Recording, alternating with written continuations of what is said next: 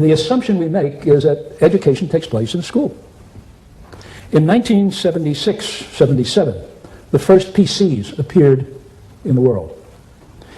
And at that time, if you wanted to buy a PC, nobody had ever heard of a PC before.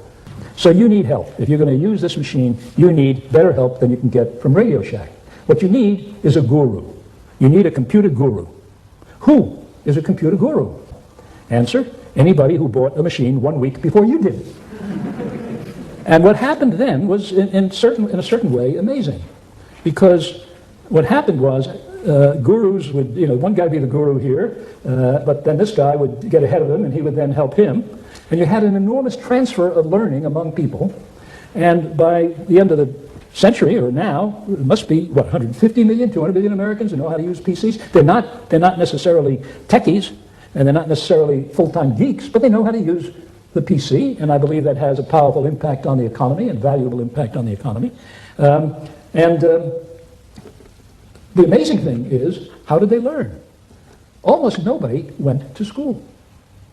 This was not education in a classroom. And I tell this story only to say that when we think about education of the future, we shouldn't automatically assume that all education takes place in a classroom. It may be that there are completely different ways of moving information, communicating information through the society, let alone online. There was a PC embedded in a stone wall in a village in India without instructions. And the first thing that happened is kids came out and looked at it and began to play with it. And in a matter of days, they had figured out how to do things on it.